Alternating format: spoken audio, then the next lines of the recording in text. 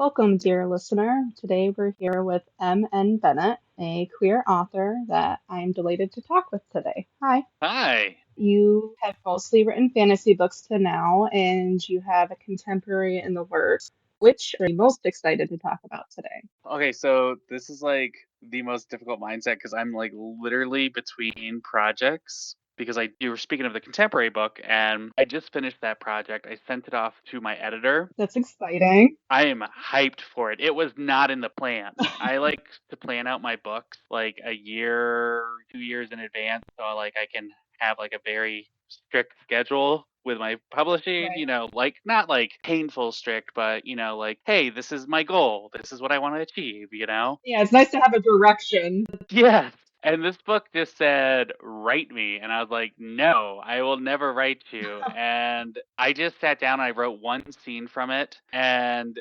do you remember when you first started writing and there was just like that pure clarity and there was no thought of revisions and there was no thought of like the publishing side of anything? You were just kind of young and just like really lost in the words and the joy. Oh, I miss that so much. Yeah, I know what you're talking about. And it's all there for you. Yeah, that's what this book was. I was like, I recaptured lightning somehow. I don't even know. And so I'm sad that it's done, but I had so much fun working on it. Like I said, it started off, I was just going to write a scene. And then it was just like, next thing I knew, I had a couple chapters and they were so out of order, but I knew the order of everything in the book. Yeah, And then next thing I knew, I was writing an outline and I had written the draft in 10 days. that's amazing. I'm a quick drafter, but I'm not that quick. Like Hmm. nowhere near that quick, in fact. That's like hyper speed. Yeah, where did all these words come from? Yeah. So it was wild. It was just madness, but I loved it. It's my darkest story ever. I wasn't even sure if my editor would read it. I gave them a list of all like the content warnings and the triggers, and I said, "Hey, just a heads up. I totally understand if you don't want to read this." But I wanted to write it. I needed to write it. It was such a cathartic feeling. And thankfully, they're like, yeah, no, send this to me. We can. So, Awesome. And then, that little heads up is always nice. yeah, I include content warnings in all my books, and I do have some sad stuff. Like, I've got murderous demons and I've got grieving witches and things like that, but nowhere near the scale of this one. So I was like, let me just, here's the trauma. Yes, my first series was a dark fantasy and it was, real dark. And like you say, it's very cathartic to get that out. And then you kind of go to the other side. I don't know if you consider your books cozy, but from what I've heard from a lot of people, they get like a wholesome feeling to them, Yeah, which you can get in darker books as well, but it's not the overarching vibe. exactly. So it is nice to have that switch up. Yeah, there's something fun about the Branches series with like the cozy factor because like it does have its high stakes, but it's also just a teacher and 12 angsty students making like that's what she said jokes in the middle of class. Yeah. And it's like we're supposed to be focused on our magic right now. Yeah, and that found family and wholesome vibe, I definitely think that contributes to the coziness. A few of my friends read it and they like flew through it. They like, I really felt seen in this, the grief and just all the things these characters are going through. It really resonated with them. So that's always a good feeling that you can do. And you can still do that in darker stuff because you're connecting to the deeper, harder parts of life as well, which people also go through. Yeah, exactly. So, with that in mind, what drives your storytelling or what got you into writing? So the thing that originally got me into writing, I was like 5 or 6. And then I didn't write anything official for years to come. But have you ever seen the Gargoyles movie? Oh, it's been a while, but Okay, yeah. so I used to love the animated Gargoyles movie. I had it on VHS. That's like dates me, I'm sure. Um, Yeah. I hear you. it came with this like extra cardboard game. And like you built it almost like it was built like Xanatos's skyscraper, and you just moved your pieces, and you played and paused the VHS to like decide turns and pick cards and stuff like that. That's And cool. we lost it in a move Oh, and I was so sad. And I decided to remake it. I like drew like crappy little Candyland board out of like 9 pieces of paper and taped them together Oh, that's awesome. and made like the little cylinder style like rolled up paper so I could make it a second and third story, and I had so much fun doing it. And so I did that with like games for a while, and then kind of like wrote scripts that were at the time fan fiction, but I wasn't aware of it. Like I had a Sailor Moon versus Dragon Ball Oh, Z that's cool. story. Yeah.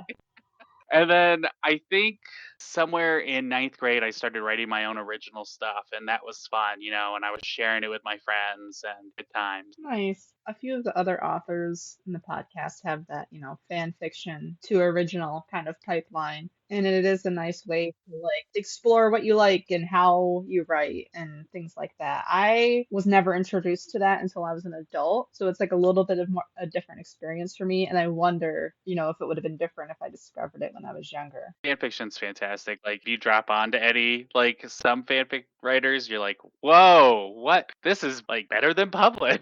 Yeah, there is a lot of really well written fan fiction. That's why, like, when people say, "Oh, this is written like fan fiction," it's like that's not really the insult you think it is. Like, Exactly. of course, there are people learning in earlier stages, but most of it, it's really full of human emotion and connection, I feel. So, Yeah. what do you hope to accomplish now with your stories? Like, what is the goal of your books now? So my overarching goal is to always try to have fun with what I'm doing and what I'm putting out there. With each story kind of differs on like the goal. Like for Three Meant to Be, the goal, what I wanted to accomplish as far as like, I wanted people to feel seen. That's why like there's just so much like queerness Hmm. everywhere, right? I was like, oh, I'm just gonna make everyone queer, but not like everyone, but like, I just wanted to really feel like I was exploring those facets and those sides of things, like in a school setting. Hmm.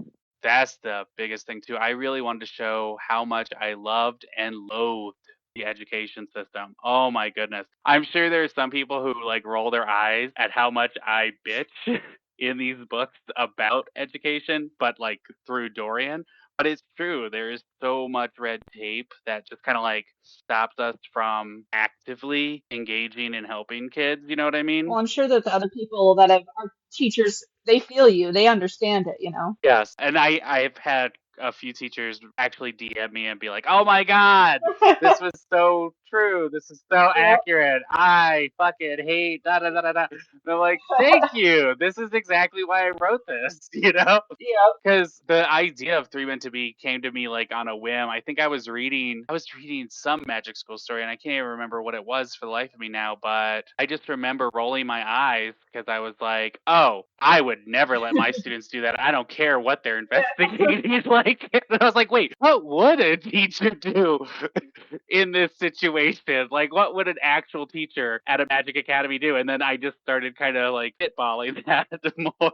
Oh, and I feel like that's a perspective you don't see a lot. You always see the kids in the magic school, but not so much the teachers trying to wrangle them and all their shenanigans.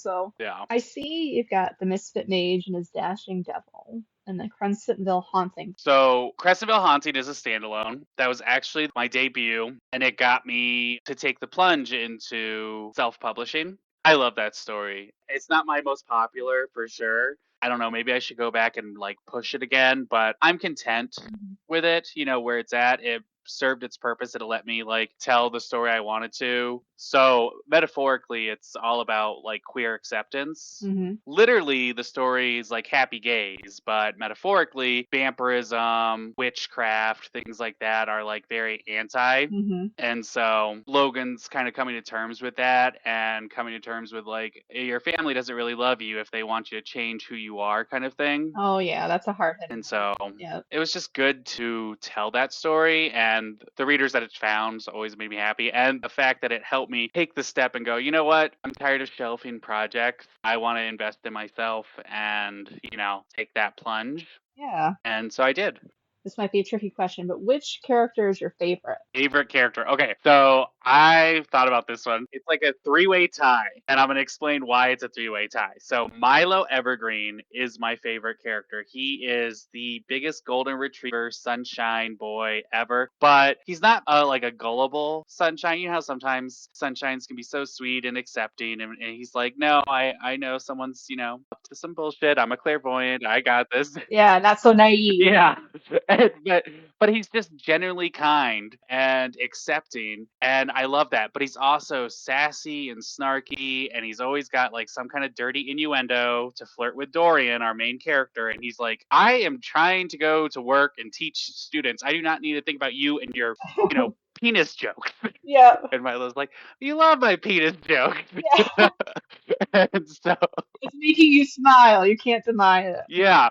So Milo is this sweet sunshine, but he's also like a big snarky goofball, and that's what I adore about him. And there's two characters that, because Milo Evergreen is like this big celebrity witch, and so he's super popular. And Dorian's students, some of them admire Milo Evergreen. They don't know that Dorian knows Milo at first, right? So they're just like fanboying in the middle of class. Oh my God, Enchanter Evergreen, he's so cool. And Dorian's rolling his eyes like, whatever. Like, yeah, we date, you know? Yeah. He's kind of cool, I guess. Yeah.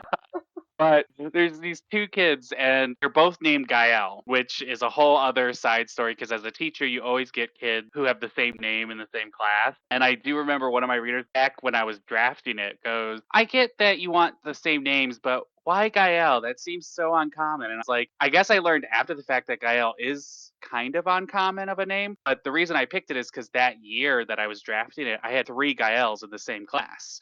And so I was like, Oh, I wow. thought it was the more common. Yeah, I thought it was a more popular name and I liked it. yeah, And apparently so did three parents at the same time. yeah. I don't think I've ever heard that one. So, but I have two Gaels, and one is the epitome of Milo's sunshiny behavior, whereas the other one is the epitome of Milo's angsty, snarky, innuendo behavior. Like one's mischievous and one's super sweet, and Dorian, always trying to teach them along with the other kids. So it's just really fun. So those are my favorites. Awesome. Milo and Gael squared. What stories have inspired you? So when I was younger, honestly, just like more horror-y and thriller-based stories. Not like super, super scary stuff, but like I definitely went through my little goth boy phase, I think. I don't know. Does everyone go through their goth boy phase? I say, don't we all? I know I did. Yeah, so it's like here I am. So I was definitely like scary just for the sake of scary. Now I'm just like, no, I've seen every horror movie there is. I'm over it. Yeah.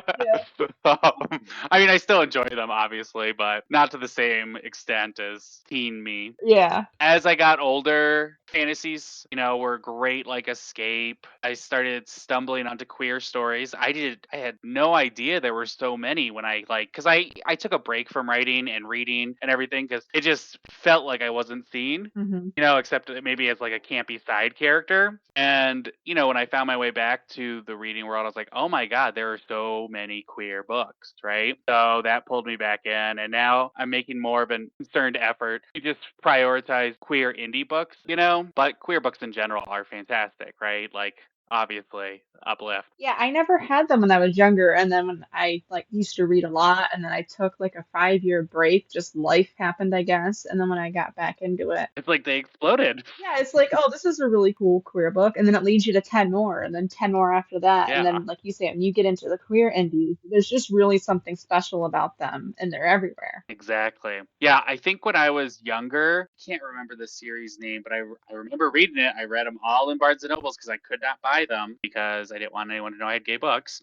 Um, the Rainbow Boys series, I think that was like the only queer book I could actually find. Oh, really? I don't think I've heard of that one. It's like a trilogy series, and it's just openly queer guys like in high school. God, I'm blanking. So I think I was like 12 or 13 when I was reading them. Oh, I have to like go back in the memory bank. And then like there was a couple others, like Boy Meets Boy and things like that. But like that series was fun. I tried reading Luck in the Shadows. It's like queer fantasy back in the day. Yeah, so like forced proximity, I think would have been the trope between a thief and maybe some noble. That sounds good. Yeah, it's been years since I looked at it. I just remember it had the guy on the cover with like cloak and dagger. That is the complete vibe. Yeah. Yeah, rogues are the best. So when it comes to your books, what do you want people to take away from them? Like, what's the main message you want people to come away with from your books?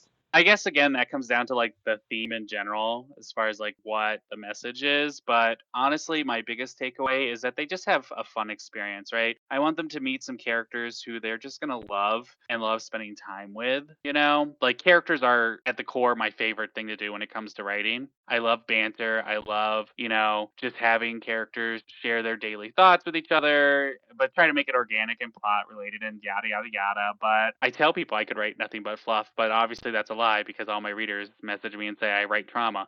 So Yeah, you got to balance it out, you know? yeah, I'm like, what are you talking about? This is nothing but fluff. They're just making jokes in class because before or after someone dies. Yeah.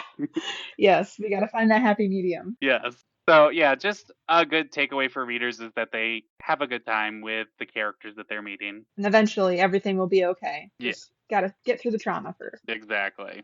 I also find that I have the easiest time writing dialogue. Like that's what comes to me first, is like the characters themselves. Like you say, that banter. Yeah, it's always so enjoyable. And then for me, it's like having to fill in all the pieces around it. Yeah, yeah. A friend of mine writes like the scene first, like fills in from the scene and then the dialogue, and it breaks my brain. But then the way I write breaks her brain. So Wow. it's interesting how we all have different ways. I have a friend who writes all their stories as screenplays first, and I'm baffled by that. I saw Seth Haddon just posted something about like he writes in scripts, and I've never seen that before. No, Hazel Lewis, Hazel St. Louis. So she does that, and it's fantastic, right? And I guess that's like a way to fill in all the like extravagant details afterwards. There must be dialogue oriented too, because screenplays focus heavily on dialogue. Right. When we're talking about themes, what are some themes you think that you come back to or that you like to write the most? A recurring theme for me is probably like finding yourself and your independence. Like I said, Logan's story is all about realizing that sometimes our families are toxic and you have to walk away from them, right? So that's finding your footing, Hmm. finding out who you are and living your truth, your happiness, even if the people around you can't be. Wally from my Misfit Mage series, it's the same thing. Obviously, it's not so much on his queer identity so much as like his standing in the family, his capability. And so it's just about finding his footing and to stop being so self conscious about who he is and accept who he is and embrace that and, like move forward. Bez has a similar theme about finding himself and accepting himself and loving himself, and thanks to Wally, he does that. Oh, And then Dorian, it's all about moving past the grief and accepting what tragedy does to you, but not letting it consume your entire life, And I think that that's hard for me because, like, it's easy to just stand still and sink. yeah. And I think his story really connected with a lot of people, so I think it came across really well done. No. Um, and he sounds like your problem child. Like every time you bring him up, you're just like, oh, this guy. Yeah. What am I gonna do with him? I'm super excited though. I'm gonna be working on the fifth book soon, so I'm really hyped. Dorian has finally found himself thanks to some events in book 4. It's really spectacular. So I'm inching toward the end of the series, which is like super exciting and super nerve wracking. Do you like writing series? Yes and no.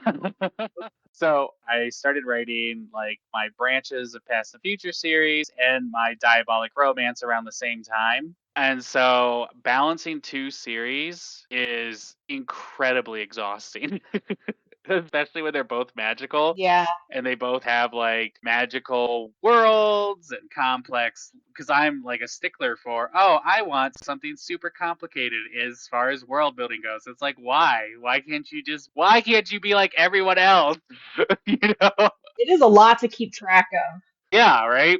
But I mean, Yes. I love it. I love that. I love that about fantasy. I love that about series building and expanding on your lore. But after Branches is done, Hmm. I think I might focus on some standalones for a while. And I might actually gear toward contemporary a little bit, test it out and see how I feel. Like I have to decide like if this was a one and done kind of project with from best to bested, or like if I'm gonna be if I have another contemporary story in me and I maybe another dark story or maybe something fluffy, I don't know. But after I wrap up the fifth branches book, I'm gonna revisit it and see how I feel. That's really cool.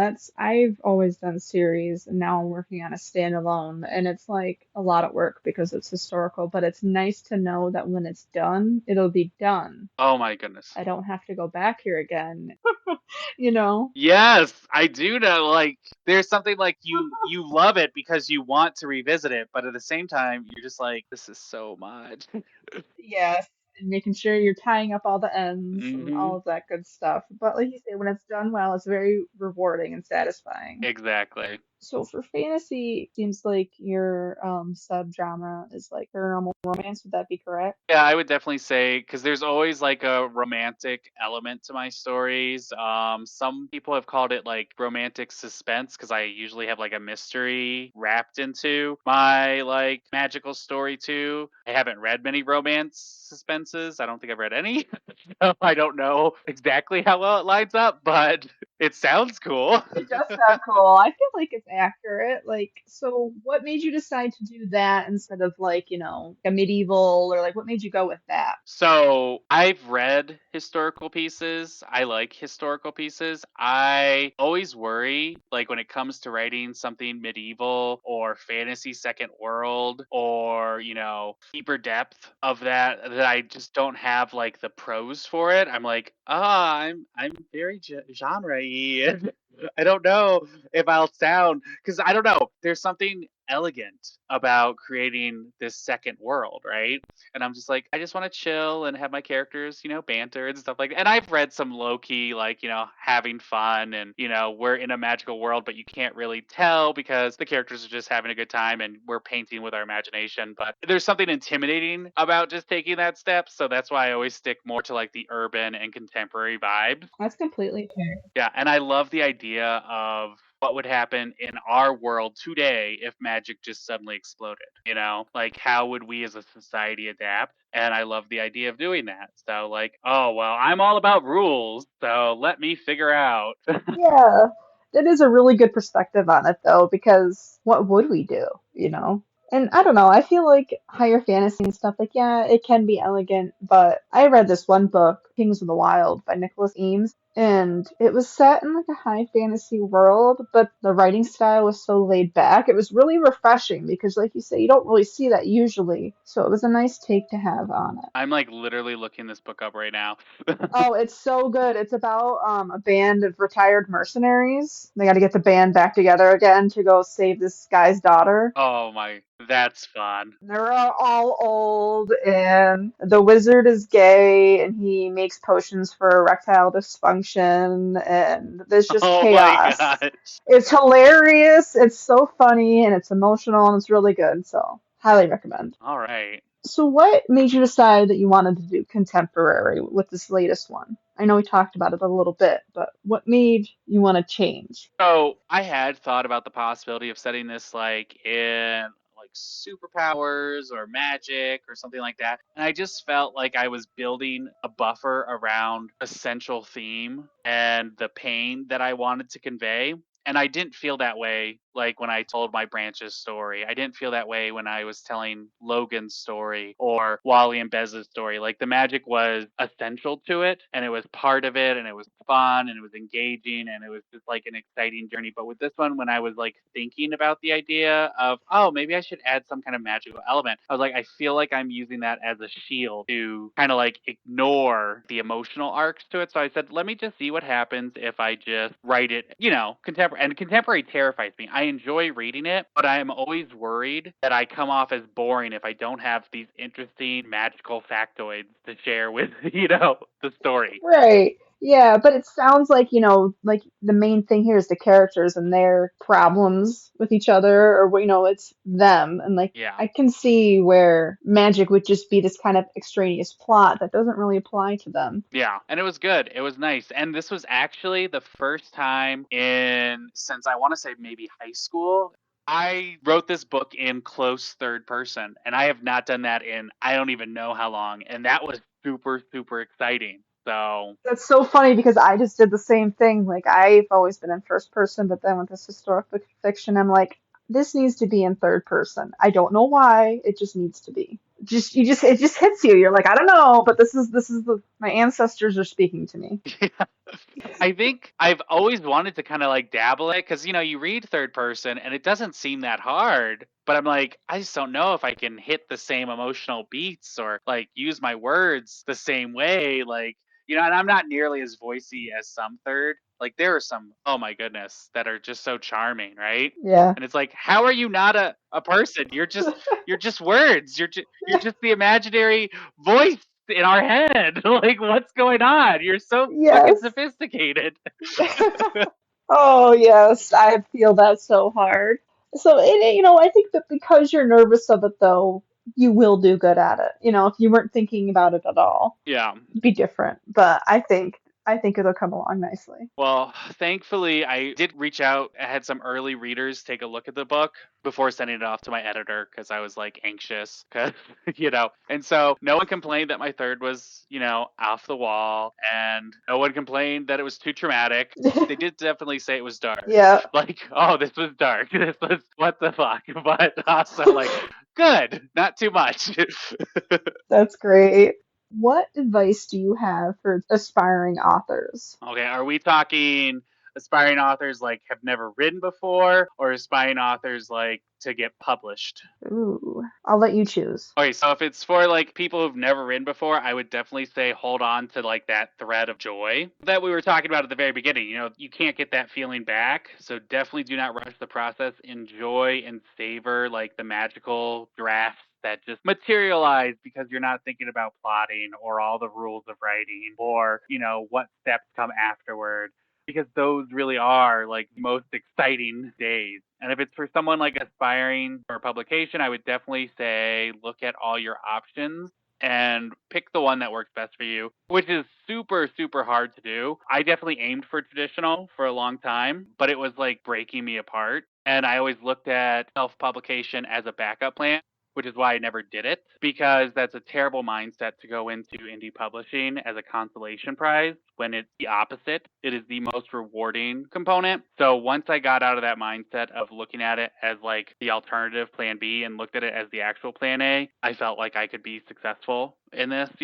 But everyone has a different path, right? So it's all about like if you're aspiring to be published, finding the one that works for you. There are people who do hybrid now, which is wild to me. Like I've got friends who are still in the query trenches. I've got friends who just recently got agented. I've got friends who've got books that came out and I'm like different paths for everyone, right? Exactly. And I've got self pub friends, we all like need to find what works for us and our stories. And for me, I couldn't keep writing if I had to wait for like that traditional luck. Yeah. And I feel like I like the control of indie publishing and not having to wait on others. That is such a nice component. And you can just do what you want. If you randomly pull out a contemporary story, you can just do it. Yes, and you don't have to come up with a new pet name because it doesn't fit your niche and stuff like that. You're just like, this is Yeah. me. And oh my goodness, that's the other thing. Like traditional, God knows, love it, but I could not do like a 2 to 3 year out schedule. That would to be maddening. Oh my goodness, I can barely keep secrets for like 3 months. What Exactly. do you mean I can't tell anyone about the cover for a year and a half? Yeah, I would be terrible at that too. And we get control over our covers. That's a lovely component too,